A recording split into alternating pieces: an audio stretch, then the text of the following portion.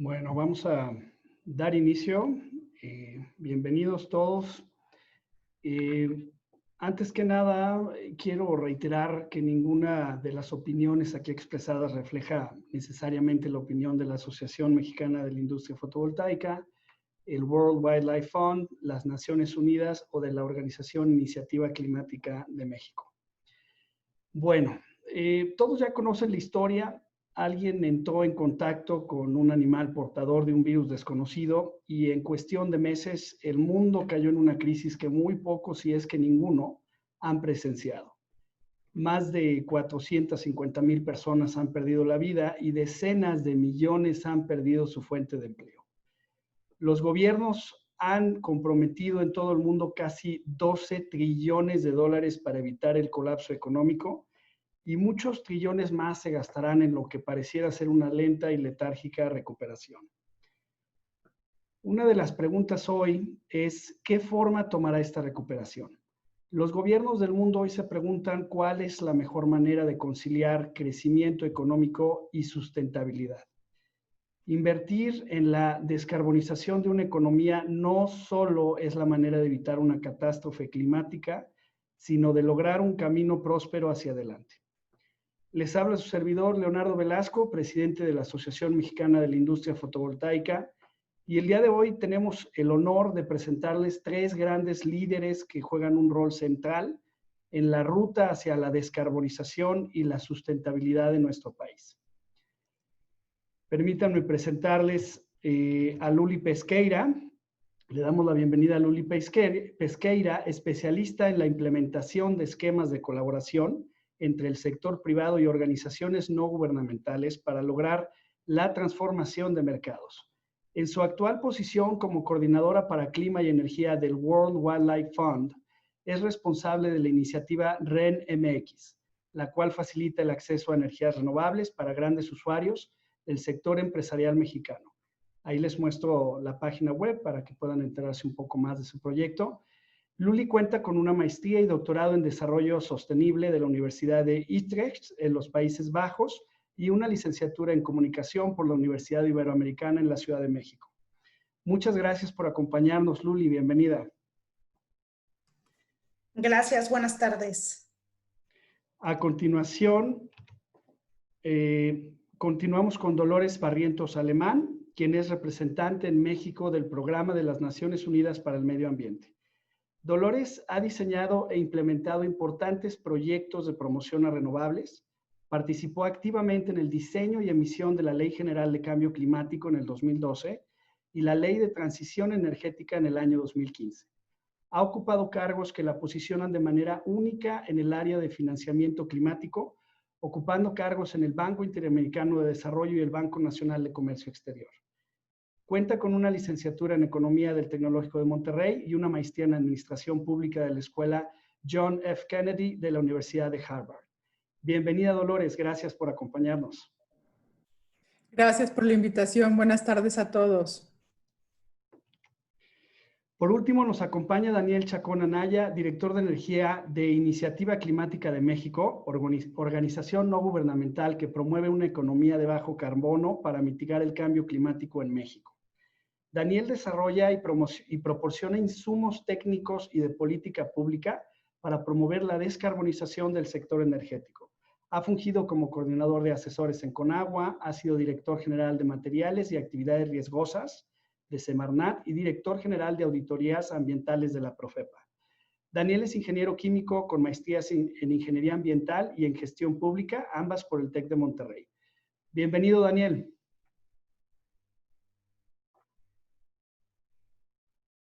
¿Tienes el mute?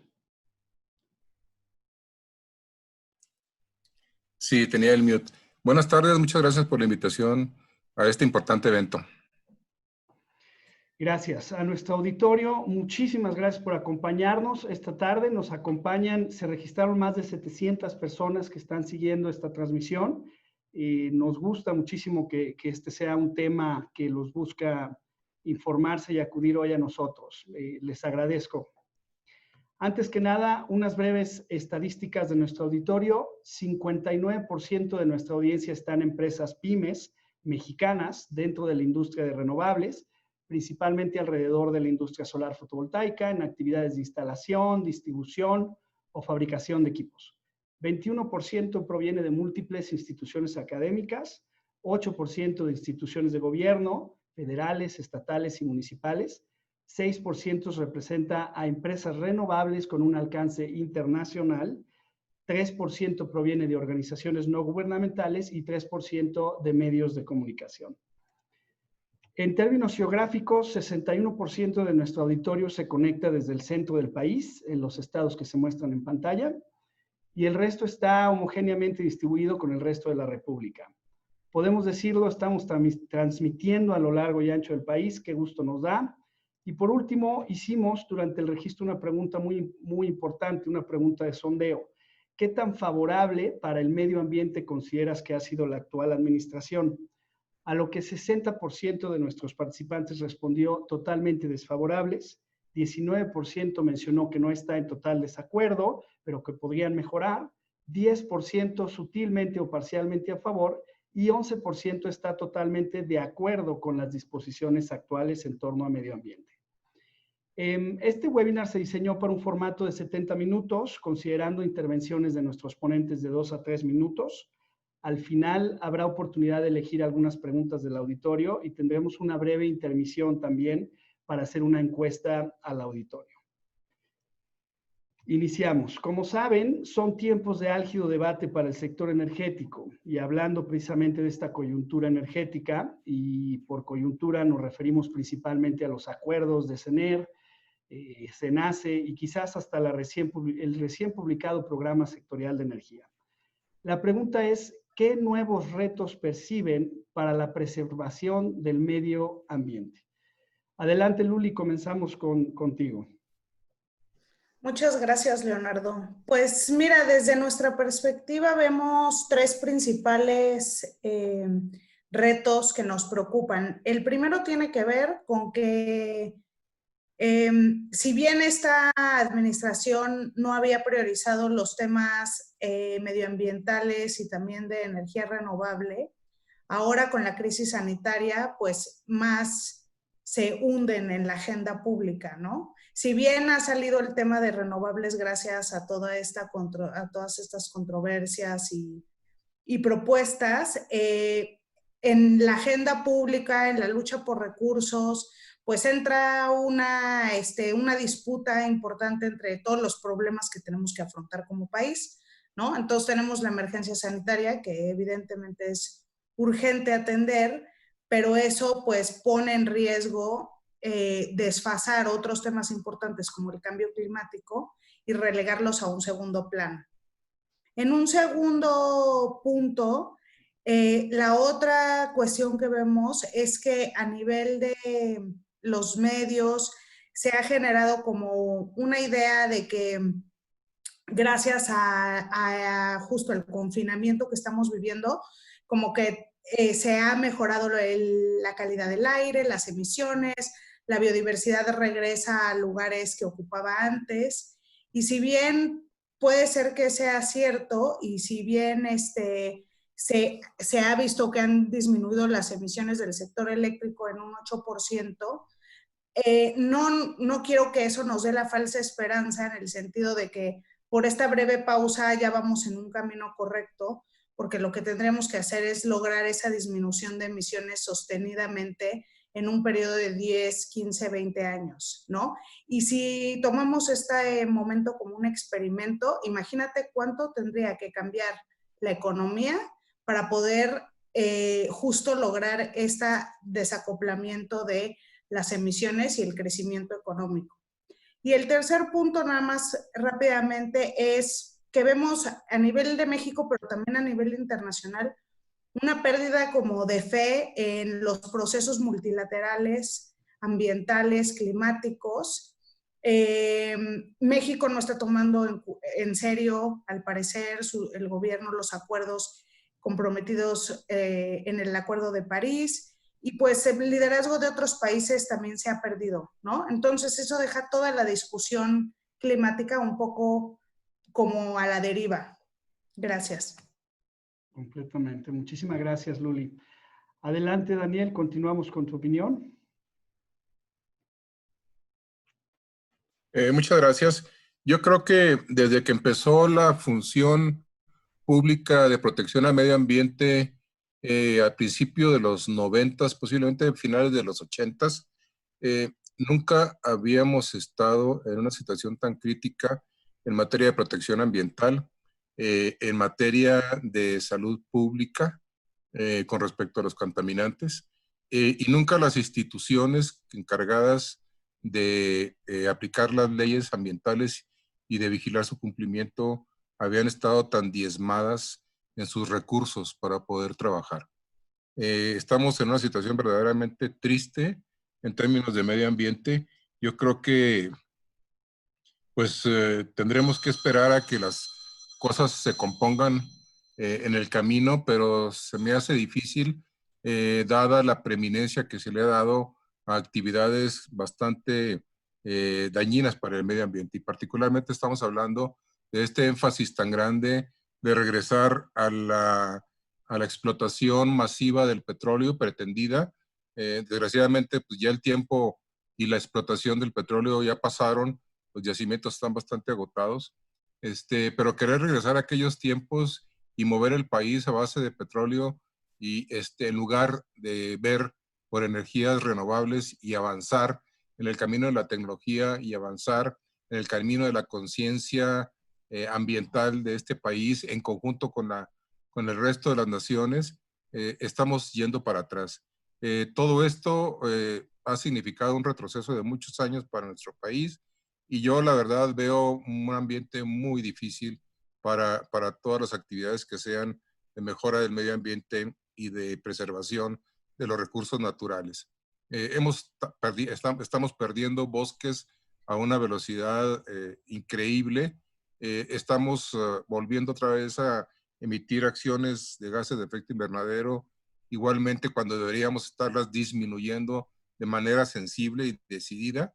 Yo creo que la baja de los presupuestos o lo que se pretendió de disminución de presupuestos para la CONAMP y para la CONAVIO han hecho a estas dos instituciones prácticamente disfuncionales. Y bueno, podríamos seguir por este camino. La caída de los salarios de quienes tienen que trabajar en estos temas también. Yo creo que no habíamos pasado un tiempo así y bueno, pues esperaremos unos años para ver si podemos otra vez recuperar el tiempo. Claro. Gracias, Daniel. Por favor, Dolores, adelante. En tu caso me enviaste unas ayudas visuales que deben estar ya en pantalla. Gracias, Leonardo. Bueno, comentabas acerca de este nuevo escenario energético, lo cual significa o asumimos que ese combustóleo que en el pasado se vendía a la industria de transportación marítima, ahora va a tener que estar siendo quemado por las plantas de la CFE. Entonces yo nada más quise mostrar estos mapas. Del lado izquierdo están localizadas esas plantas de la CFE que estarían quemando ese combustóleo. Preocupa que ya veníamos de niveles de contaminación atmosférica muy altas en la mayor parte de las ciudades de México, no solamente las ciudades grandes como Ciudad de México, Monterrey y Guadalajara, pero también ciudades medianas que precisamente están cerca o cercanas de estas plantas, ya sea de las plantas de Pemex o de las plantas de la CFE. Entonces, del lado derecho, por ejemplo, ven un acumulativo de cuáles son esas zonas de alta contaminación, precisamente en azufre. En el color azul ven por la quema de combustóleo. Y bueno, pueden ver esas cuencas que están pues en el centro del país, por Tula, el norte de Veracruz también es un foco muy fuerte, Manzanillo, y bueno, ciudades tan pequeñas como La Paz también tienen este problema. Entonces, nosotros vemos que este cambio de política energética lo que va a hacer es exacerbar un problema que ya teníamos como país, que es la contaminación del aire.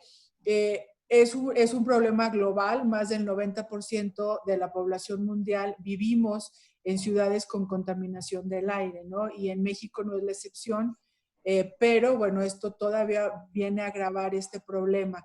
Si nos pasamos a la siguiente gráfica, por favor. En la siguiente gráfica simplemente estamos mostrando esas cuencas atmosféricas que nos preocupan eventualmente y que son medidas tanto por Semarnat como el Instituto Nacional de Ecología y Cambio Climático, el centro de México, el sur de Veracruz y el norte de Veracruz. Aquí no está referenciado porque tanto Tuxpan como Poza Rica seguramente no tienen equipos de medición de contaminantes, por eso no está aquí, pero seguramente estaría, ¿no? Monterrey, que pues es un problema de muchos años y que esperemos que próximos gobiernos y la sociedad civil lo puedan mejorar. Entonces, vean, está la cuenca de Salamanca, la cuenca de Tula, está Monterrey, está la cuenca de Coatzacoalcos, en fin, o sea, está totalmente relacionado a los lugares donde están estas plantas de refinería y estas plantas de la CFE. Y bueno, también importante hacer esa relación, tú hablabas de la crisis de salud y que ya es una crisis económica global que está provocando COVID-19. Como todos sabemos, la contaminación del aire lo que nos hace es tener enfermedades respiratorias, cardiovasculares, asma, en algunos casos cáncer, diabetes, alta presión. Y todas estas enfermedades lo que nos está haciendo es muchísimo más vulnerables a COVID-19, a este virus COVID-19. Entonces, la contaminación está directamente relacionada a nuestra salud y nuestra salud está directamente relacionada a la salud de los ecosistemas, ¿no? Que es donde están saliendo todas estas patógenos y pandemias que, bueno, COVID-19 desafortunadamente no va a ser el último que podríamos estar viviendo en los próximos años. Muchas gracias. Gracias, Dolores. Pues una situación compleja en todo el sentido de la palabra, una situación que sí tiene un impacto profundo hacia el medio ambiente, ¿no?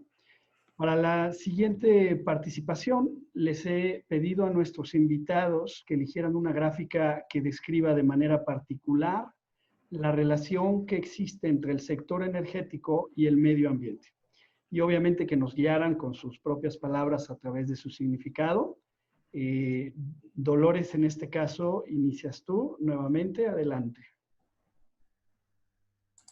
Gracias. Bueno, yo quise ejemplificar esto porque como Luli comentaba, son muchas las noticias que hemos tenido estos últimos meses de confinamiento diciendo que el planeta respira, que la naturaleza vuelve a ciudades porque estamos nosotros pues confinados en nuestras casas. Realmente esto es totalmente temporal, necesitamos reforzar nuestras acciones en cuanto a la emergencia climática. Y bueno, aún y a pesar de este confinamiento y esta baja tal vez en emisiones de transporte, principalmente a nivel global, el 4 de junio se publica esta gráfica en donde nos dice que ya esa acumulación de gases de efecto invernadero que estamos haciendo a la atmósfera y que pues no pueden salir de ahí, o sea, es un efecto acumulativo por todos estos años desde que estamos quemando carbón y petróleo. Ya llegamos el 4 de junio a una concentración de 416 partes por millón. ¿Qué significa? Significa que estamos muy, muy cerca a llegar a los 450 partes por millón. Y 450 partes por millón acumulada en la atmósfera significa que podríamos estar llegando ya a ese incremento de temperatura promedio global de 2% o entre 1.5 y 2%, perdón, 2 grados de incremento. Y ese es el punto de inflexión en donde ya como seres humanos ya no vamos a poder tener la vida que conocemos ahora. Si nosotros pensábamos que COVID ha sido una gran crisis y catástrofe humana, de salud, social y económica, pues esto lo que nos espera a los 450 partes por millón, más o menos sería cercano a 10 veces más potente lo que estamos viviendo ahora en COVID. Algunos expertos han calculado que el costo económico de llegar a ese incremento de temperatura estaría siendo alrededor de 7 veces el Producto Interno Bruto. Entonces, es algo que no nos podemos imaginar. Y bueno, en los cálculos que los climatólogos tienen respecto a cuántos días nos faltarían si seguimos emitiendo los gases, pues a la misma tendencia que lo hemos estado haciendo los últimos años, nos faltarían solamente 3.600 días, es decir, nos faltaría un poquito menos de 10 años. Y todo esto nos lleva entonces a muchos cálculos que han hecho otros climatólogos en el pasado y en el pasado reciente, que nos dice que la década del 2030 va a ser una década o de una gran oportunidad si actuamos desde ahora, o de una gran decadencia si no actuamos, y entonces vamos a estar en la lista de las especies en peligro de extinción, entrecomillado este comentario, ¿no? Entonces, esa es la magnitud de la crisis climática, que eventualmente muchas cosas políticas, económicas, noticias del día al día nos van desviando de esta gran atención y esta gran amenaza que tenemos como humanidad. Muchas gracias. Gracias a ti, Dolores. Daniel, presento la diapositiva en pantalla. Adelante. Gracias, Leonardo. Se ve un poquito confusa, pero déjenme explicarle. Miren, en el eje horizontal tenemos los años de aquí al 2100, y en el eje vertical tenemos millones de toneladas de CO2 equivalentes por año emitidas en México.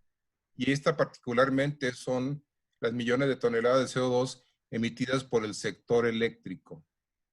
Podemos ver una línea ascendente un poquito zigzagueante de color moradito, que empieza en 2020, un poquito antes, en valores cercanos a 100 millones de toneladas de CO2 equivalentes al año, y sigue ascendiendo hasta un punto en el 2050. Ahí vemos en ese punto una leyenda que dice Prodecen y estrategia en el de 162 millones de toneladas. Es decir, nuestra política energética es ascendente en la emisión de CO2, y si seguimos con los comportamientos actuales, llegaremos a estar emitiendo 162 millones de toneladas. Eso era con la reforma energética.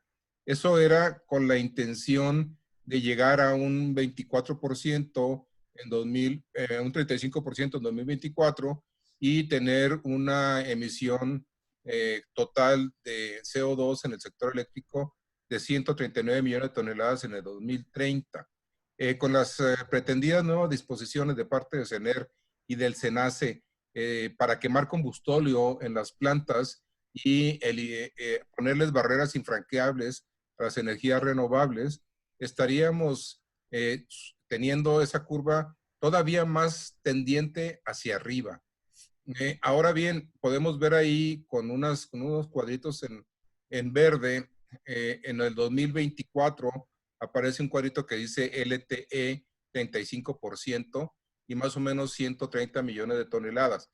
Eso es lo que teóricamente, de acuerdo con el mandato de la Ley de Transición Energética, debemos tener y debemos llegar en energías limpias en el 2024, teniendo en cuenta la realización de las subastas como venían siendo programadas. Y pues todos sabrán, todos recordaremos que las subastas se cancelaron. En 2018 no hubo ninguna subasta, 2019 tampoco, y ahora en el 2020 tampoco, porque ya el tiempo se acabó para la convocatoria.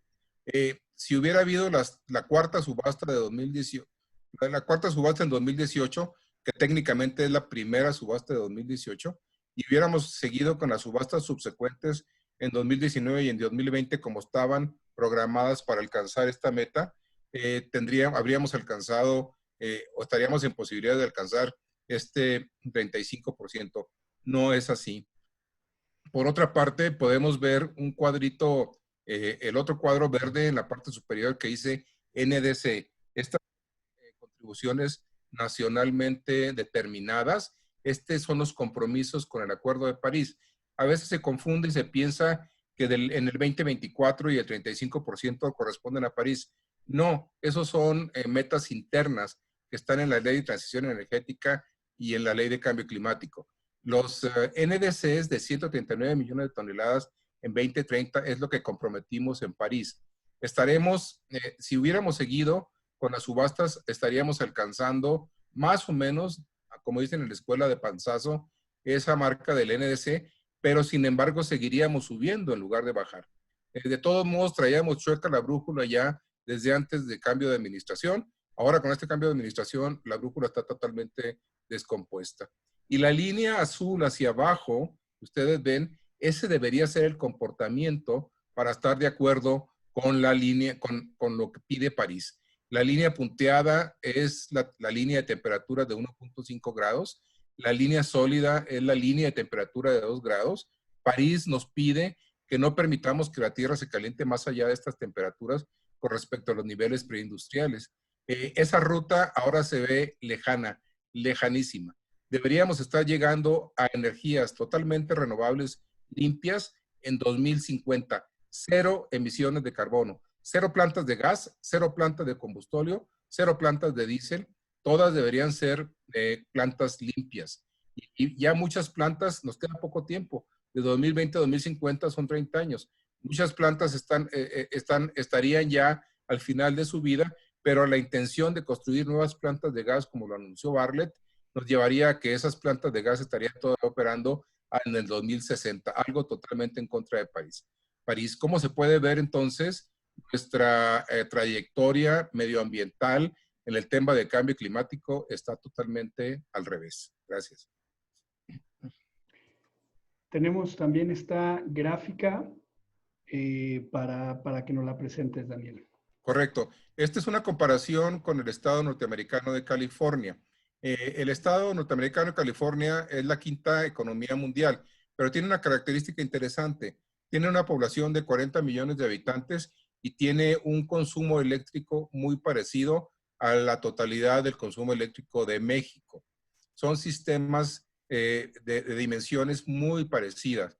Y aquí podemos ver, ustedes pueden ver en la gráfica de la parte media hacia arriba, el color rosita es California y se refiere a la composición de energías renovables del estado de California, ¿sí? Sin considerar grandes hidros y sin considerar nucleares, que en el caso de México sí se consideran. Y pueden ver que el color rosa domina, tiene mucha generación renovable. Y de la parte media para abajo vemos que el color azul domina, y adivinen qué, es México con sus energías fósiles. En petróleo estamos altísimos, en coque y calor residual también, en gas natural no se diga, en carbón igualmente. Estamos totalmente al revés de un sistema eléctrico muy parecido a nosotros, que además no tiene ciencia de cohetes. Los sistemas eléctricos son muy parecidos en todo el mundo. Un poco de software en algunos casos ayuda, pero no tenemos pretexto. Estamos lejísimos de tener una matriz verdaderamente renovable, y el ejemplo más claro que tenemos cerca de nosotros y donde viven muchos mexicanos es California, y podemos compararnos con ellos. Gracias. Gracias a ti, Daniel. Adelante, Luli, muestro tu diapositiva. Muchas gracias. Pues siguiendo con el tema que comentaba Daniel sobre los compromisos de México y cómo nos evalúa la organización Climate Transparency en cuanto al progreso que México está haciendo o no para cumplir estas metas. Algunas cosas que quiero resaltar ahorita es, siguiendo con lo que ya habían mencionado, uno, pues la baja participación de renovables en México, que como decía Daniel, había tenido o estaba teniendo un empuje importante gracias a las subastas eléctricas y a la liberalización del mercado, y más o menos nos ponían una trayectoria pues mínimo de aumento de renovables, ¿no? Si ven aquí en la esquina superior derecha, cómo calificaban esta tendencia entre 2013 y 2018, era con un dedo hacia arriba porque íbamos en aumento de 12%, ¿no? Ahorita, con estos 3 años perdidos que mencionaba Daniel, pues ya estamos en dedo para abajo, ¿no? Y eso hace también que justamente nos alejemos de de este espacio donde podemos tener la vida como la conocemos hasta ahora. Como decía Dolores, las implicaciones de no estar alineados con una ruta climática de 2 grados o idealmente de 1.5 grados es que entramos a una zona totalmente incierta. Nadie puede asegurar, ¿no? Tenemos ahí obviamente índices de cosas que pueden pasar.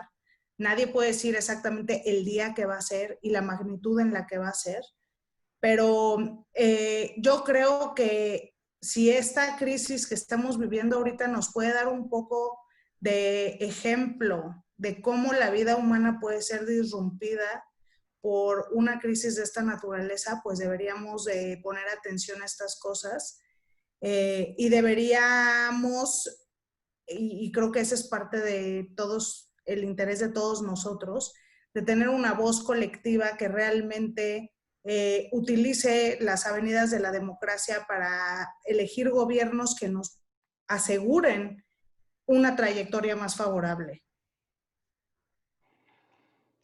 Excelente. Muchísimas gracias, Luli. Pues grave en realidad y creo que hay que conectar los puntos de toda esta información. Un infográfico pues tiene el poder de llevarnos a muchas reflexiones y les agradezco por todo esto, ¿no? La siguiente pregunta, que creo que ya en parte Daniel nos estaba acercando a esa reflexión con la analogía hacia California, pero ¿con qué país sugieren comparar nuestra agenda de desarrollo económico y conservación natural? ¿No? Es un tema complicado, sin duda alguna se ha intentado hacer fuertes analogías en este respecto. Daniel, no sé si quieras agregar algo o te quedas con la analogía de California.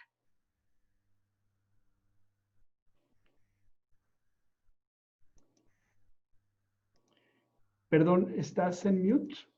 Me parece que estás en mute.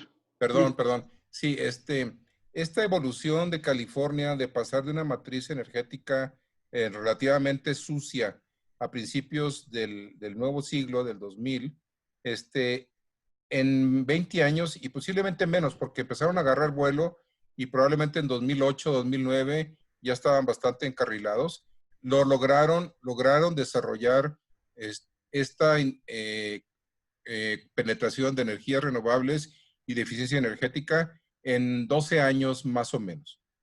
Pasaron de tener probablemente un 7% de energías renovables a tener ahora 35% de energías renovables en apenas 12 años.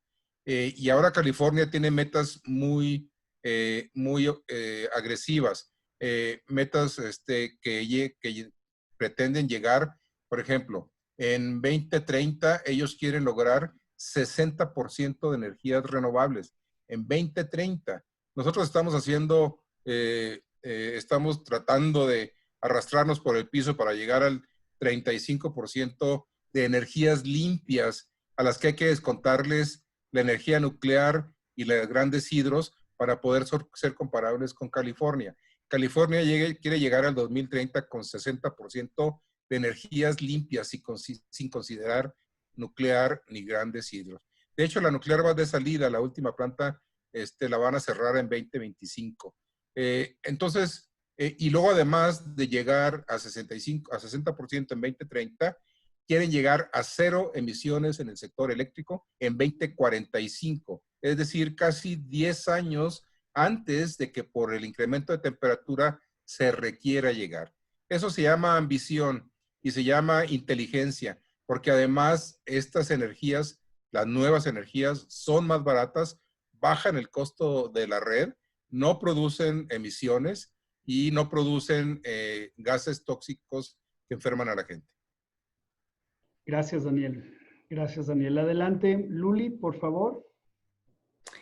Pues colgándome un poco del ejemplo de California y complementando todo lo que dijo Daniel, otra de las cosas que me parece interesante resaltar de ese estado y de otros países, o sea, como el mecanismo o parte de los mecanismos que están implementando, obviamente una serie de políticas públicas que conducen a que esa ambición sea una realidad, a generar un terreno de juego parejo donde se favorezcan las inversiones, el papel de los emprendedores, de la tecnología, de la innovación. Pero otra cosa importante es también que todo eso permite dar a los consumidores de energía opciones, ¿no? Yo creo que eso es algo que el gobierno aquí en México está amenazando con eliminar o con reconfigurar, y es algo muy importante. Nosotros como consumidores, seamos una persona en una vivienda residencial, en una pyme o en una gran empresa, inclusive los mismos municipios, ¿no? Los mismos estados, o sea, hablando del caso de California, deberían, o en muchos lugares, ya tienen esa opción para configurar sus matrices eléctricas o su suministro eléctrico según sus preferencias. Hay un mercado en el que tú eliges y tú eliges la fuente, la que quieras, inclusive si quieres que sea generada en tu estado o no, si eso es importante para ti, si estás dispuesto a pagar más o menos por X o Y atributos, que puedas elegir una fuente renovable inclusive de tu proveedor de electricidad, ¿no? Todo ese menú de opciones existe en California y en muchos otros países. Y aquí en México íbamos también en ese camino, ¿no? Abriendo esas opciones, permitiéndole a la gente tener acceso más fácil, más económico para tener paneles solares en sus casas, en sus negocios. Y ahora parece que también como que el nombre del juego es poner trabas, ¿no? Entonces, ¿qué incentivos tenemos para aprender algo nuevo, explorar un mercado, hacer una contratación? Todo eso, si en vez de facilitarnos el acceso a esa tecnología y a esas posibilidades, nos lo complican. Y vuelvo a lo mismo, tanto para una familia, ¿no?, como para una empresa. Gracias. Gracias, Luli. El poder de la decisión, ¿no? Y de mercado a final de cuentas. Dolores, nos enviaste unas diapositivas de apoyo. Presento la primera en pantalla. Gracias, Leonardo. No, básicamente, y hablando del tema de energías renovables, en el PENUMA, hace unos días lanzamos este estudio que lo hicimos con la Escuela de Frankfurt y con Bloomberg, y básicamente es un recuento de cómo van las inversiones a nivel global en energías renovables, ¿no? Entonces, bueno, pues si tú me preguntas con qué país México podría ser como, ¿qué país podría ser la referencia para nosotros como México? Bueno, todos estos países que están invirtiendo en renovables y en tecnologías cada vez más eficientes, ¿no?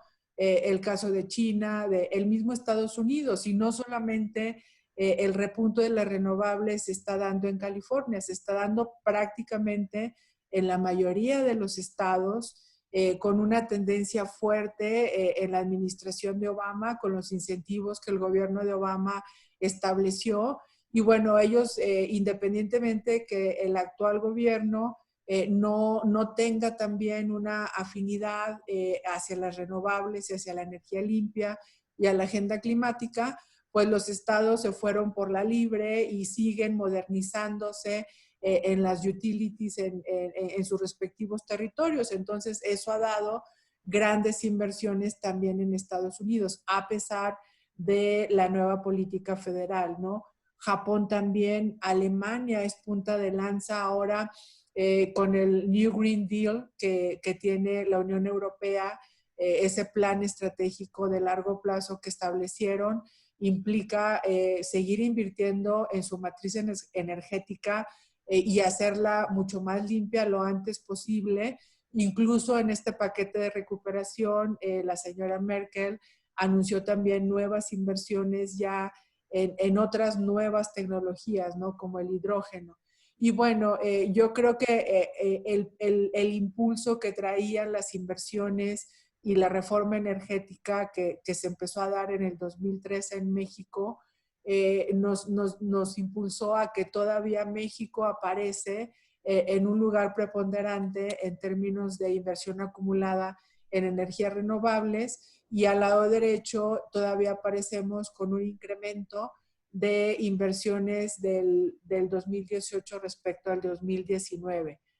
Si nos vamos a la siguiente gráfica, lo único que quería mostrar es también otro estudio que el PENUMA saca todos los noviembres, y es el Emissions Gap Report, y es cómo vamos en alcanzar esas metas del Acuerdo de París por tecnologías o por algunos países.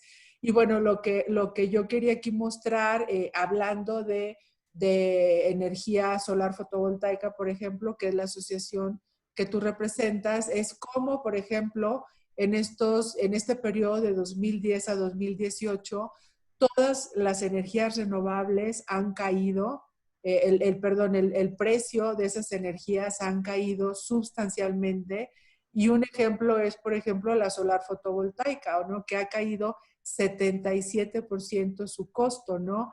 El otro gran ejemplo es también la solar a gran escala, en concentrado a menos 46, y luego ya viene la eólica, tanto en terreno como offshore, que estaría entre menos 20 y menos 35%. Entonces, en la siguiente gráfica se muestran precisamente esos países que están tomando ventaja, por ejemplo, en este caso específico, de los precios tan bajos de la energía solar fotovoltaica, ¿no?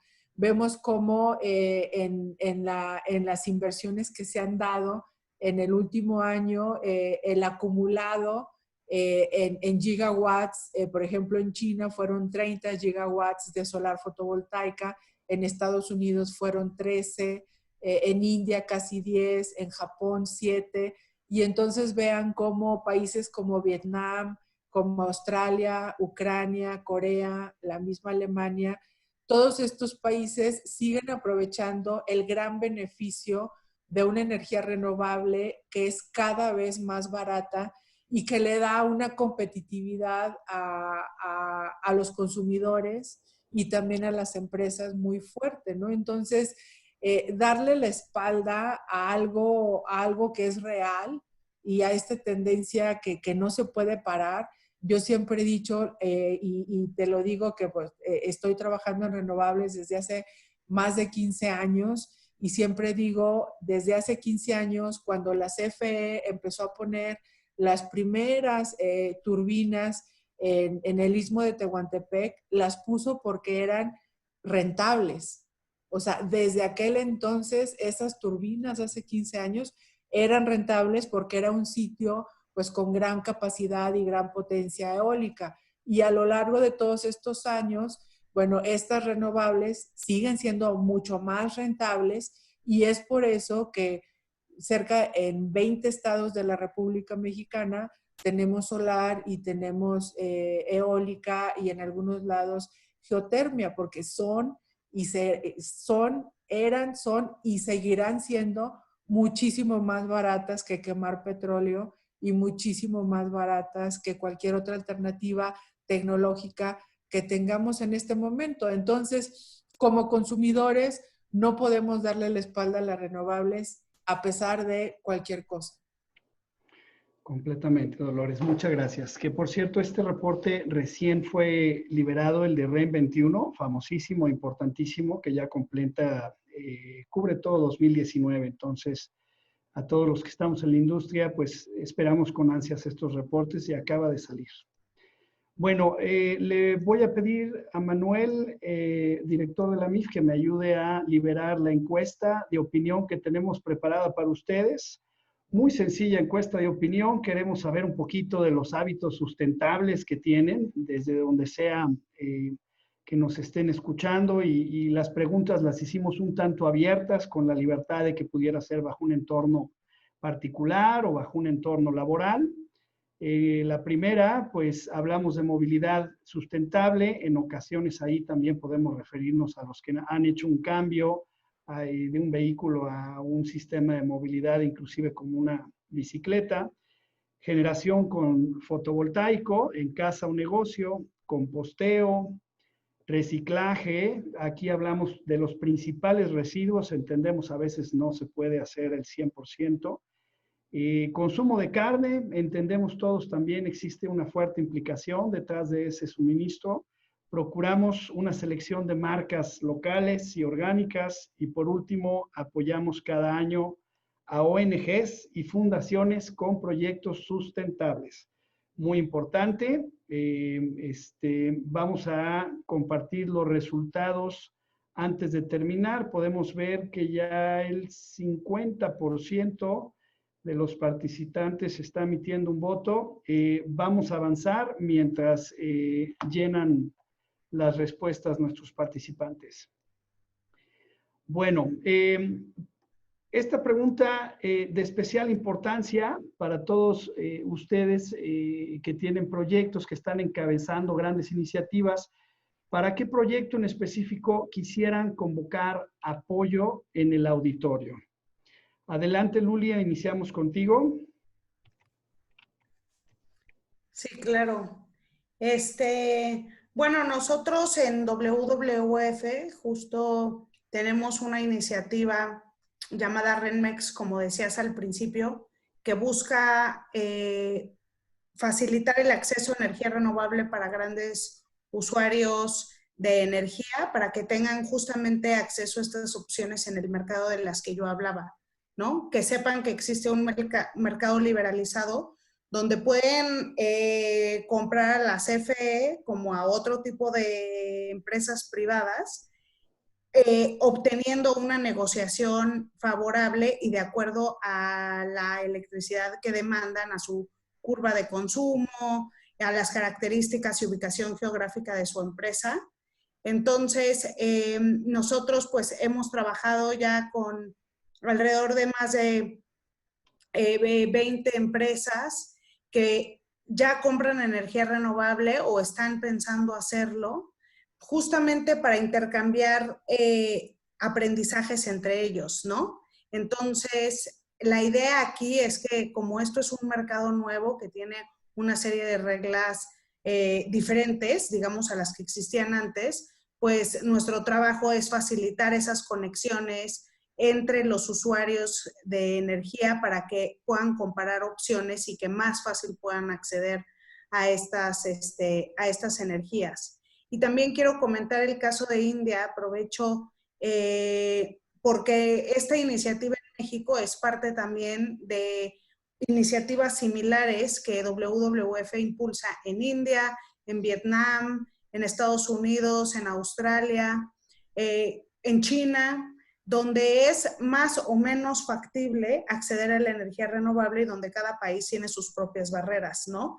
Aquí nosotros habíamos identificado que las barreras eran sobre todo de conocimiento y técnicas para estas empresas y ahora pues vemos que también hay ciertas barreras políticas, ¿no?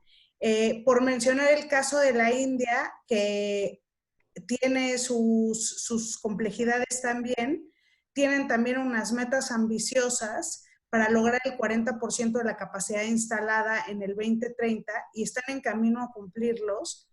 Y esto ha sido gracias al rol activo que está jugando el gobierno en promover la adopción de energía renovable con incentivos, políticas favorables, mecanismos de mercado, conectando actores, ¿no? O sea, quiero resaltar aquí cómo sí una decisión proactiva del gobierno a favor de las renovables sin importar necesariamente quién lo genere, ¿no? Porque ahorita estaba leyendo los comentarios y aquí la cuestión no es que CFE no genere electricidad.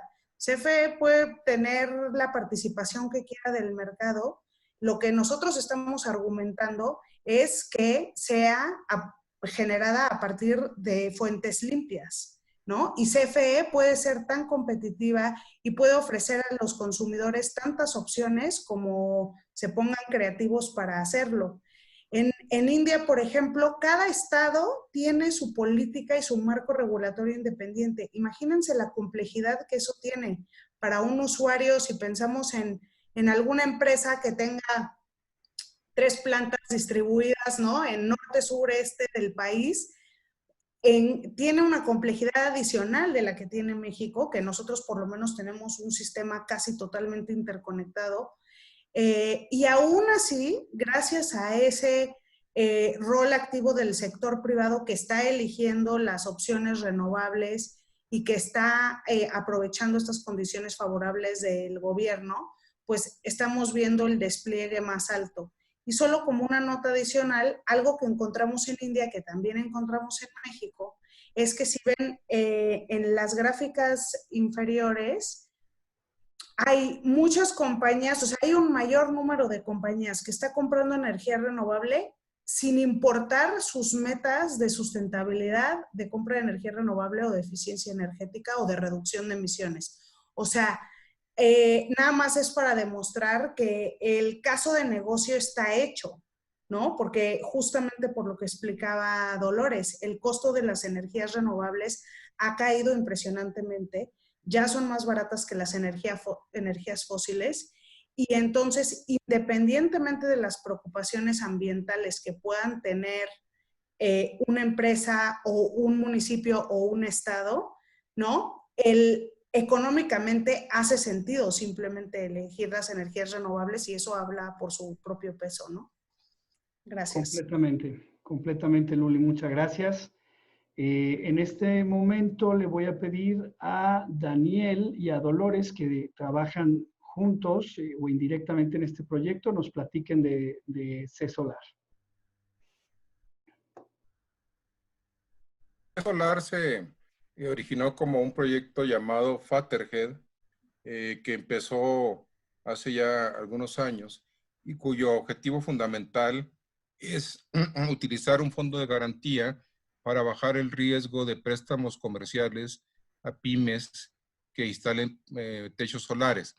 Este proyecto va acompañado de también un proceso de aprobación de proveedores que fue requerido por NAFIN y por los bancos para poder admitir proyectos. Ellos querían una lista de proveedores confiables y nosotros hicimos un proceso de selección. Hasta ahorita el proyecto está terminado, tiene una página que la pueden ver ahí en su pantalla y la pueden consultar. Ahora se llama C-Solar y esta página nos da toda la información que necesitemos y tenemos al menos 7 bancos inscritos en este proceso y también tenemos ya 13 proveedores certificados. Y aquí les doy la palabra a Dolores porque ella fue una de las creadoras de esta idea y que ahora ya es una realidad. Lo que necesitamos es clientes y por ahí les pedimos a ustedes, a los que están como desarrolladores, que busquen clientes que sean clientes bancarios para poder acceder a este crédito con garantía líquida en AFIN. Dolores, por favor. Gracias, Daniel. Bueno, sí, este es un proyecto que yo creo que ICM y PENUMA queremos mucho. Nos tocó mucho tiempo diseñarlo. Tuvimos todo el apoyo de la Secretaría de Energía y del Fondo de Transición Energética. Hicimos una solicitud de recursos a ese fondo para poder utilizar esos recursos casi en su totalidad para formar esta garantía de crédito, de riesgo crediticio. Y básicamente este proyecto lo que busca es impulsar que las pequeñas y medianas empresas y las microempresas también puedan, si tienen la capacidad de tener un techo, puedan tener sus paneles solares, ¿no? Yo creo que algunas de las barreras, además de la del conocimiento y la tecnológica, como ya comentaba Luli, en este caso de cómo podemos seguir expandiendo el uso de energías renovables de una manera en nuestras casas o nuestras pymes es tener ese conocimiento de que son más baratas. Y luego de que son más baratas, ¿cómo hacerle, no? Porque hay veces que en nuestras casas, cada 2 años cambiamos nuestros celulares, que cada celular te puede andar costando 20,000 pesos. Entonces, imagínate si es una familia de 5 personas, pues ya es una inversión altísima, ¿no? En simplemente cambiar un celular. ¿Y cómo podemos hacer que estos consumidores mexicanos puedan tener más información y hacer decisiones mucho más inteligentes, ¿no? Porque a lo mejor en lugar de cambiar 5 celulares cada 2 años, pueden poner paneles solares en su casa que les van a durar 20 años y que les van a generar ahorros sustanciales cada año, ¿no? Entonces, esto se enfocó precisamente para pymes por el mandato del Fondo de Transición Energética. Y bueno, todos estos recursos están en una garantía nacional financiera. También se hizo un proceso que fue también algo tardado, en donde Nacional Financiera, a través de sus procesos, pudo dar de alta a los principales bancos comerciales que hay en México para que esos bancos puedan acceder a esta garantía. Y básicamente, platicando con los compañeros de NAFIN que manejan esta garantía, pues eso le da, por ejemplo, la posibilidad a una pequeña y mediana empresa de financiar su panel solar, pero al mismo tiempo, como decía Daniel, con proveedores de paneles solares certificados al más alto nivel, o sea, a estándares internacionales que dentro del proyecto se desarrollaron, incluso con el apoyo de la cooperación alemana de GIZ. Entonces, estos proveedores, si ustedes entran a la página, yo podría decir que son los mejor calificados que hay en el mercado. Y bueno, nos falta por calificar algunos más, pero estos ya están totalmente certificados. Y la garantía lo que hace a las pymes es que si no era sujeta de crédito, va a poder ser sujeto de crédito, porque la garantía precisamente la va a respaldar a la pyme en su compra, y ofrece un financiamiento de alrededor de 7 años.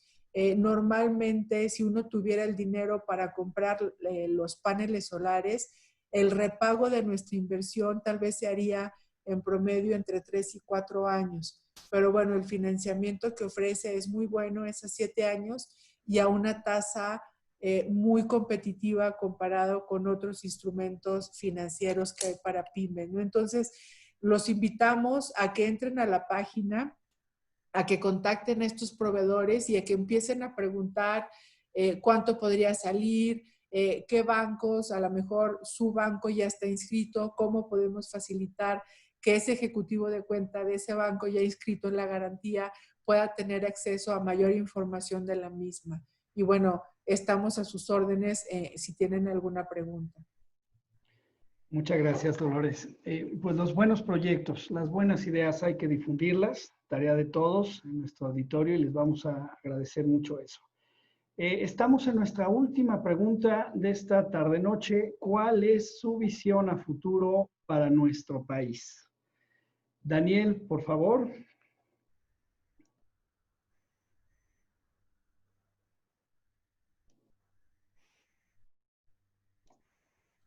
Perdón, tenía medio escondido el menú del mute.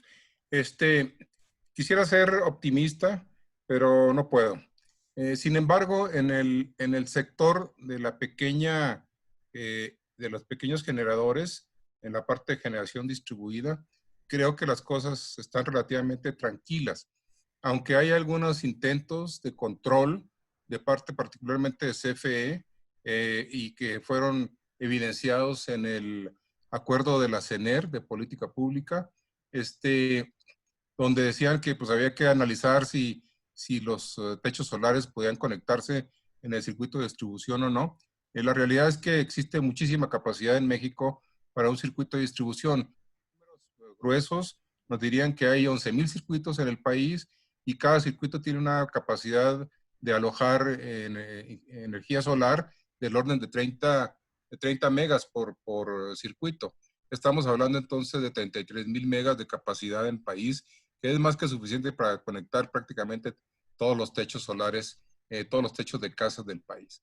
Entonces yo creo que en la parte de la pequeña generación distribuida solar, las cosas no están tan mal. Claro, los desarrolladores van a decir que la CFE está cada vez más lenta en toda la parte de interconexión, y es cierto, están arrastrando los pies porque no quieren competencia, pero de ahí a que hubiera ya disposiciones normativas impidiéndolo, como se pretendió hacer con la gran escala, creo que todavía la estamos librando. Entonces, en ese sentido, podemos ir por las energías renovables de pequeña escala, y eso también elimina emisiones.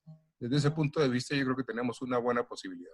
Otra cosa que también inspira y emociona es que el Poder Judicial se ha mantenido independiente de las decisiones arbitrarias del Poder Ejecutivo, y en ese sentido está concediendo amparos a las empresas que buscaron este recurso legal en contra de las disposiciones del SENACE y en contra de las disposiciones de la CENER.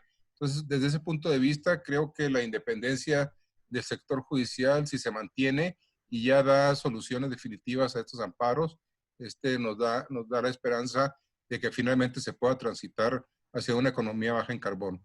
También hay presiones internacionales, recordemos, en el TEMEC ya se está criticando a México por parte de Canadá y Estados Unidos por las trabas que se están poniendo en el sector petrolero y también en el sector eléctrico. Entonces yo creo que también la presión de afuera va a servir para que esta embestida que se tiene en contra de las renovables desaparezca o se modere suficientemente para permitir trabajar y avanzar en este campo. Ya vemos que el medio ambiente, particularmente las emisiones, y también ya vimos que las emisiones de dióxido de carbono disminuirán conforme vayamos incrementando el porcentaje de renovables. Gracias. Gracias a ti, Daniel. Dolores, adelante. Sí, bueno, yo creo que muchos de nosotros, los que estamos en el panel y los que nos están escuchando, en su mayoría, hemos estado trabajando por muchos años, por más de una década, podría decirlo, en este camino hacia una economía más competitiva, pero al mismo tiempo una economía más sostenible, ¿no? Y como hace algunos días, el 5 de junio, el Día Mundial del Medio Ambiente, me preguntaban qué opina la ONU de esta situación totalmente extraordinaria, ¿no? Porque no habíamos visto un caso en el planeta en donde hubiera frontalmente, ¿no? Una guerra contra las renovables. Lo que nosotros comentábamos es que en la ONU y en mi programa en particular vamos a seguir apoyando las energías renovables como lo hemos venido apoyando muchos años atrás, porque estamos seguros que es la solución a esta gran crisis climática que cada vez más se acerca, es mucho más cercana, ¿no? Yo, la verdad, tengo toda la confianza que el gobierno de México pues recapitule en estas posiciones.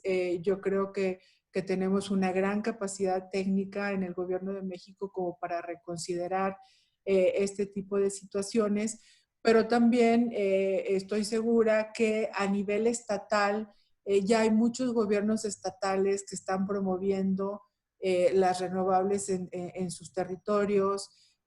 A nivel corporativo o de grupos de empresas que pueden tener a lo mejor un mini sistema, un circuito, ya lo están haciendo.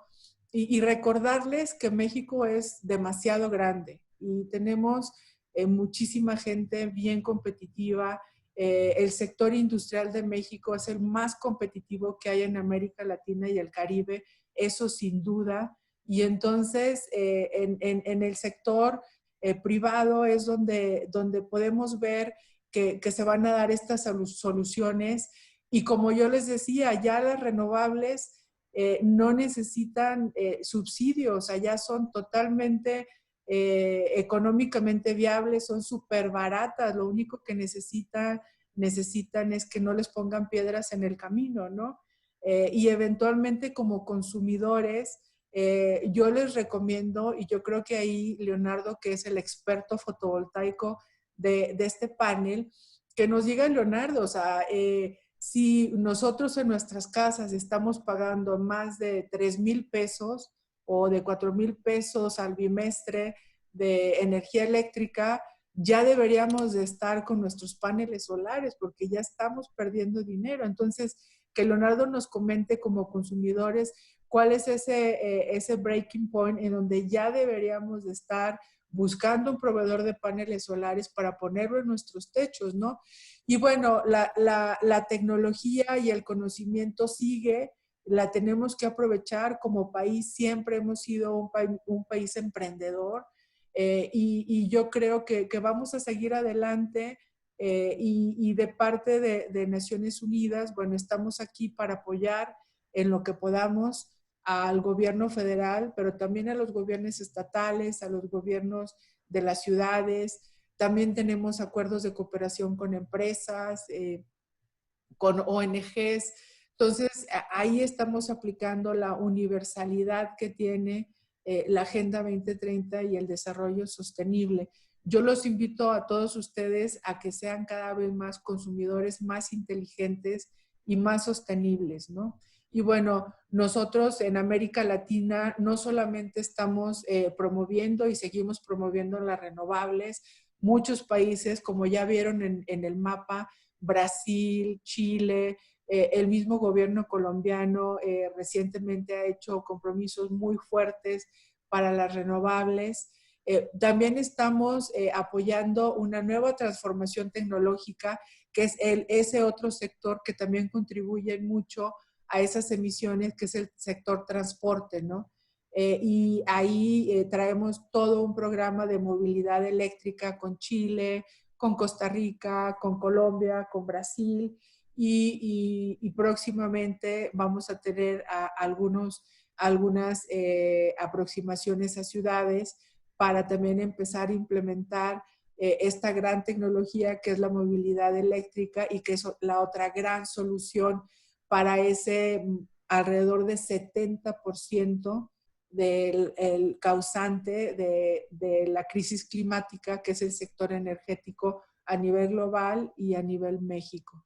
Y bueno, yo los invito a que sean cada vez más consumidores responsables, inteligentes, pero que también exijan que podamos tener todas las opciones tecnológicas que cualquier otro país pueda tener, y en este caso estamos hablando de las renovables. Gracias.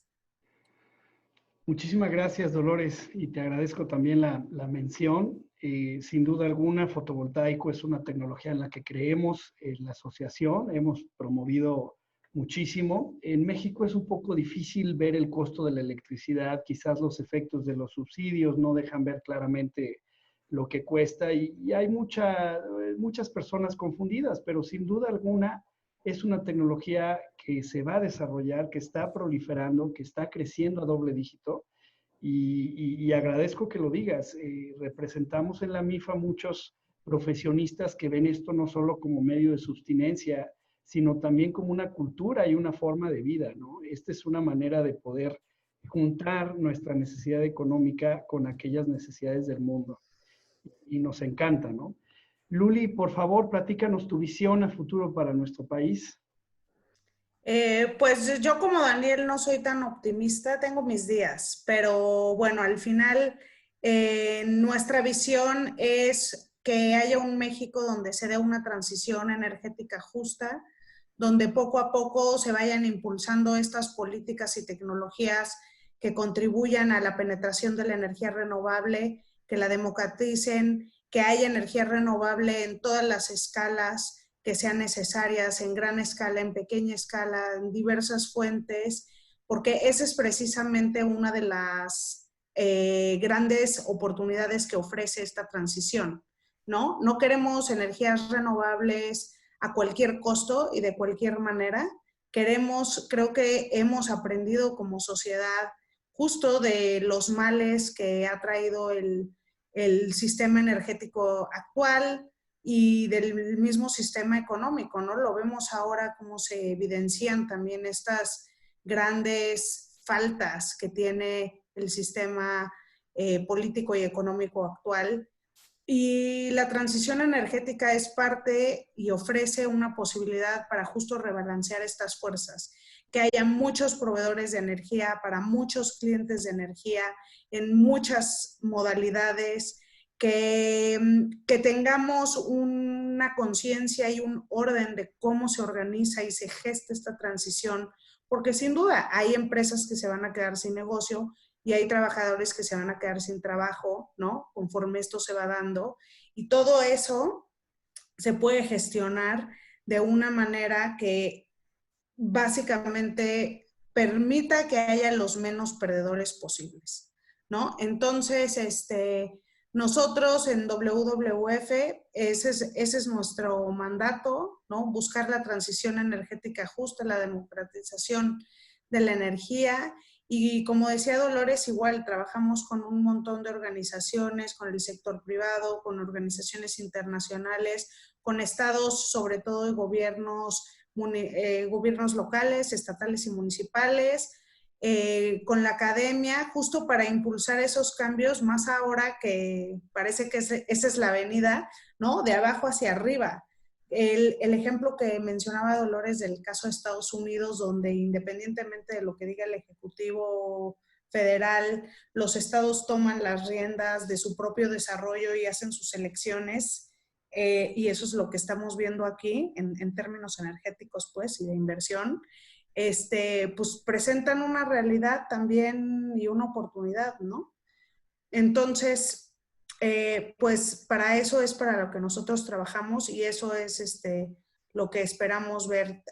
Comparto también con Dolores la esperanza de que el gobierno recapacite y rectifique un poco alguna de las actividades y de los discursos, sobre todo, que ha promovido, que siento que no siempre son constructivos, ¿no?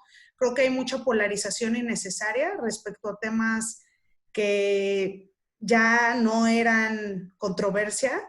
Creo que la evidencia científica está allá afuera de cómo es posible operar con renovables, de sus costos, de la seguridad energética, etcétera, y como que vuelven a poner en la agenda política temas que ya estaban zanjados y eso no es constructivo, ¿no? O sea, tenemos que dedicar demasiado tiempo a aclarar cosas que ya habían sido aclaradas en vez de estar pensando en el futuro.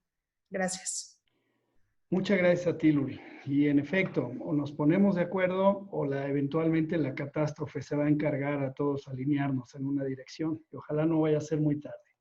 Llegamos al término de nuestras preguntas. En este momento lo que quiero hacer es pedirles a ustedes, ponentes, que revisen las preguntas que está haciendo nuestro auditorio y elijan una cada uno de ustedes para responderla. Mientras hacen eso, yo voy a compartir los resultados de nuestra encuesta.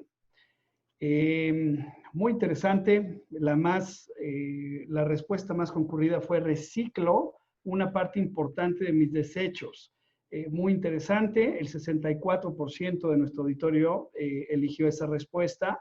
En segundo término, procuramos una selección de marcas con distintivos locales y sustentables. Una preferencia que eligió el 63% de los participantes. Posteriormente, con un 54%, he reducido mi consumo de carne, ¿no? Ya se practica el Meatless Monday y cuenta, cuando menos un día a la semana podemos prescindir de los cárnicos, ¿no? Posteriormente, el 31% eligió composteo la mayoría de mis residuos orgánicos. En un 27% empatados, manejo un vehículo híbrido eléctrico o mi estrategia de movilidad es sustentable, genero electricidad con módulos fotovoltaicos en casa o en el trabajo. Y por último, apoyamos cada año a ONGs o fundaciones con proyectos sustentables, un 28%. Potencialmente esta última quiero enfatizar, hay que involucrarnos. Las páginas de cada uno de los proyectos y de las organizaciones que representan Luli, Dolores y Daniel están en un principio, son proyectos que ya conocen y yo creo que ahí no importa si somos de izquierda, de derecha, de arriba, de abajo, lo que opinemos, esta es nuestra línea de defensa, ¿no? Entonces hay que apoyarlos Luli, no sé si quieras iniciar, escoger alguna de las preguntas del auditorio. Sí, claro. Pues voy a hacer un mix entre como 2 o 3 que están relacionadas, tratando de contestar varias de sus inquietudes. Relacionadas al tema de la intermitencia, los acuerdos que se están planteando argumentando la emergencia sanitaria. Y básicamente yo he hablado con muchos expertos últimamente de diversas canchas y también sobre todo legales, ¿no? Para entender un poco qué alcance tienen estos, lo que propone el gobierno y también los amparos que se han presentado.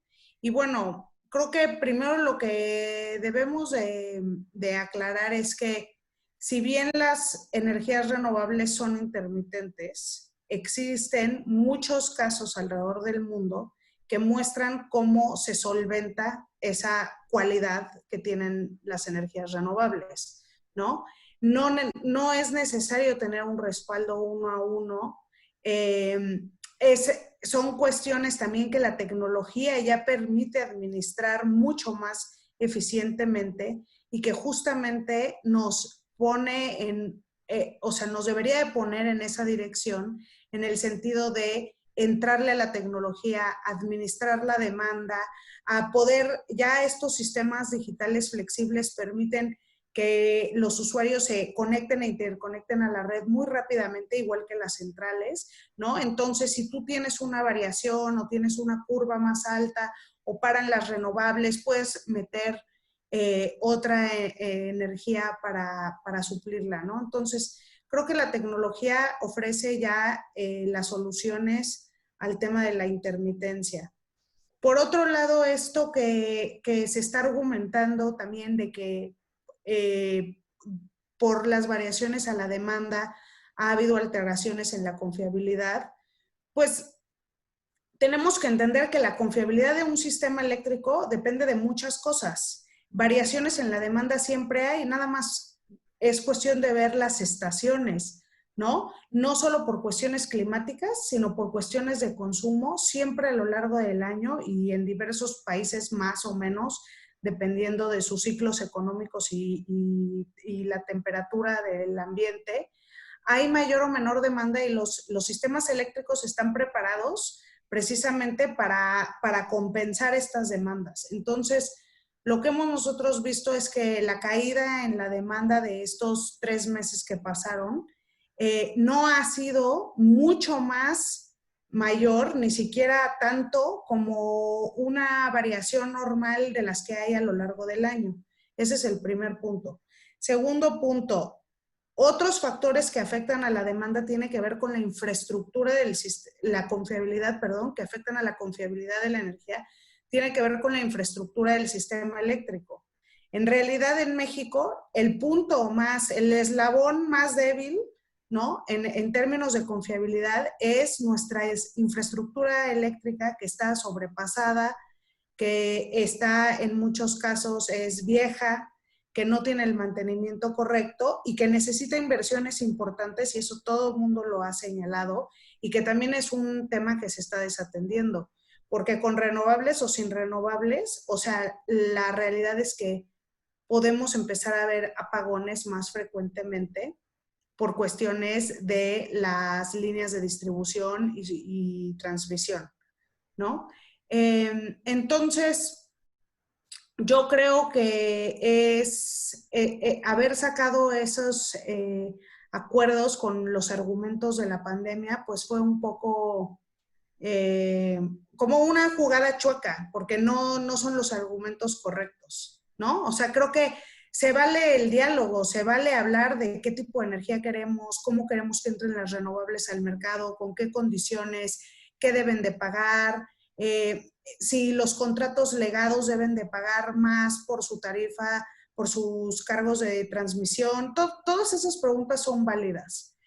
La cuestión aquí es la forma en abordar esos temas, ¿no? Entonces, creo que México tiene las instituciones y los grupos para tener diálogos y unos procesos mucho más ordenados donde se puedan contrastar todas estas visiones y donde se pueda enmendar la política, si así se desea, porque se puede hacer eso, pero la cuestión es seguir el camino correcto y no hacer cosas que provoquen justamente esto que decía Dolores, que es un enfrentamiento frontal que no se ha visto en ningún otro país del mundo contra este sector. Gracias. Gracias a ti, Luli. Dolores, adelante. Sí, bueno, yo voy a tomar también, voy a mezclar dos preguntas. En una nos dicen que si se podría cumplir el Acuerdo de París. Yo creo que el Acuerdo de París es una gran meta multilateral y en ese sentido, pues todos los países del planeta deberían de estar trabajando en torno a precisamente cumplir con esos compromisos nacionales de reducción de emisiones.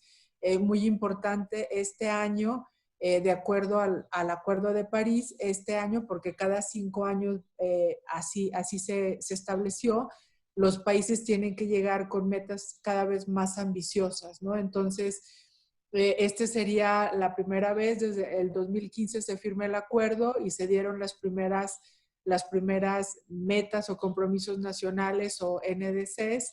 Estos NDCs pues eran los primeros y eventualmente si sacábamos los cálculos pues llegaríamos fácilmente como a los 3 o 4 grados centígrados si hubiéramos nada más considerado los NDCs del 2015.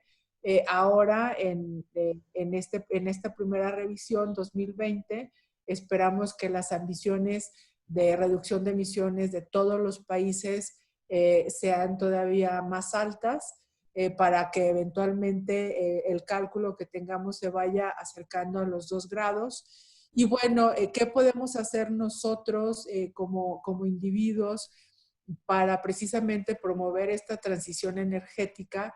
Pues básicamente es tratar de ver y de evaluar si podemos ya ser consumidores y poner nuestros paneles solares. En el tema de transporte también, o sea, cómo podemos promover que haya mayores sistemas de transporte corporativo, cómo podemos tal vez bajar nuestra huella de carbono de alguna manera, analizar el tema de consumo energético en nuestras empresas y en nuestras casas para ver qué mejoras podemos hacer en eficiencia energética. El tema del transporte híbrido y eléctrico, ya el híbrido es una realidad y el eléctrico pues todavía tiene costos adicionales a las otras alternativas. Pero yo creo que la humanidad, con todos estos grandes retos que tenemos, seguimos constantemente desarrollando nuevas tecnologías, investigando más. Entonces yo sí soy muy positiva y creo que el ser humano, su conocimiento, su capacidad de organización y su capacidad de llegar a acuerdos multilaterales, sí nos podría dar la solución para poder cumplir de alguna manera el Acuerdo de París y no llegar a esa crisis climática que es un camino de no retorno. Muchas gracias, Dolores. Daniel, adelante, ¿encontraste algunas preguntas para responder? Varias.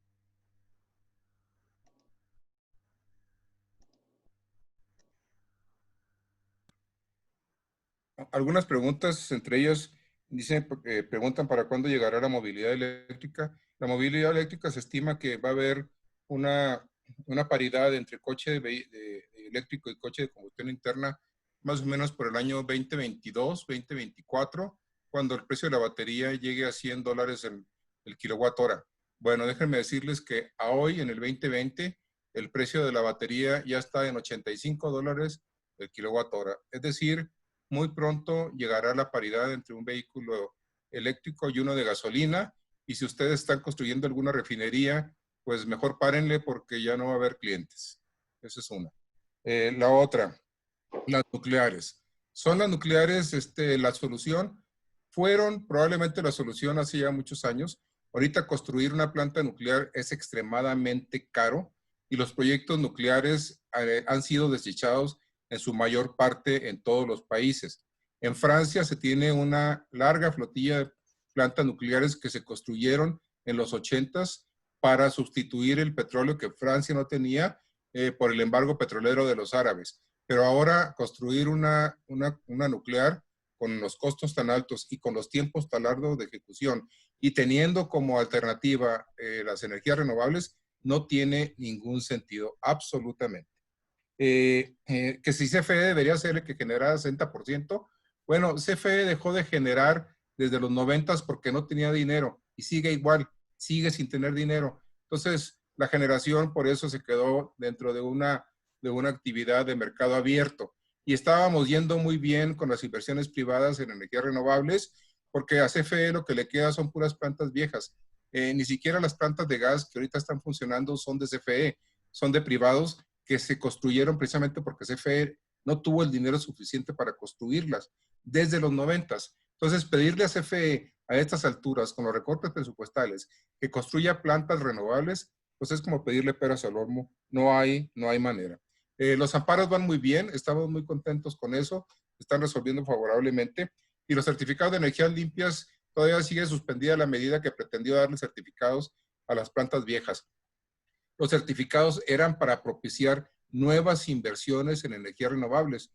Las plantas viejas ya estaban construidas, no necesitaban certificados, ya estaban funcionando. Los certificados es para que la gente le entrara a las renovables. Y los certificados son instrumentos de mercado. Es decir, si se necesitan, tienen buen precio. Si poco a poco ya no se necesitan, el precio baja y finalmente desaparecen. Son flexibles. Y eso sería más o menos para contestar. La intermitencia no es problema. La intermitencia es un reto, ciertamente. Pero cuando estemos con una penetración muy alta, los países que han avanzado muchísimo en penetración, y déjenme recordarles que Dinamarca tiene días de 120% de generación renovable, han resuelto los problemas. Son problemas técnicos, son problemas ingenieriles, tienen solución. El problema con los acuerdos que sacaron y tratando de culpar a las renovables de esta mala palabra intermitencia, eran puros pretextos, definitivamente. Gracias, Daniel, formidable. Pues unos breves anuncios para cerrar esta noche. Los queremos reiterar esta invitación a la exposición líder en México, Solar Power México, con nuestros partners. Va a ser del 18 al 20 de noviembre y es una labor importante el pensar en esa época toda la reactivación y todas las ideas que se deben de compartir. Ahí estaremos y los esperamos. También hacer el anuncio, la próxima semana, todos los jueves a las 5:30 de la tarde, tendremos el webinar Almacenamiento de Energía, Tipos y Aplicaciones. El jueves 25 de junio, están muy invitados. Y por último, les dejamos nuestra información de contacto en la MIF de su servidor y también el director Manuel Gómez Herrera. Estamos a sus órdenes. Quiero agradecer de una manera muy especial a los ponentes esta tarde-noche. La verdad, sus palabras son una lumbrera dentro de todo esto que estamos viviendo y sin duda toca hacer un contrapeso fuerte ante las opiniones y la adversidad, ¿no?, de lo que estamos viviendo. Los gobiernos subnacionales, las ONGs, las fundaciones están siendo una gran lumbrera dentro de toda esta situación que estamos viviendo. Entonces, estamos muy agradecidos con ustedes, todo nuestro auditorio también. Les agradezco mucho su participación y espero estemos en contacto. Muchísimas gracias. Con esto terminamos el webinar de esta noche. Gracias a todos. Gracias por la invitación. Gracias a MIF y gracias al auditorio. Gracias, hasta luego.